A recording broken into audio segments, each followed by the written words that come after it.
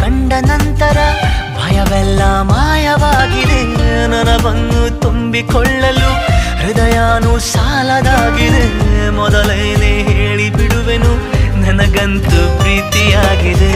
ಅಲೆಮಾರಿಯಾದ ಜೀವದ ಮನವೀಗ ಸೂರೆಯಾಗಿದೆ. ಉಳಿತಾಯ ಇಲ್ಲದಿದ್ದರೂ ಒಲವೊಂದೇ ಆಸ್ತಿಯಾಗಿದೆ. ಸಿರಿಯಲ್ಲಿ ಸಿಕ್ಕ ಮೇಲೆಯೇ ಪರದಾಟ ಜಾಸ್ತಿಯಾಗಿದೆ.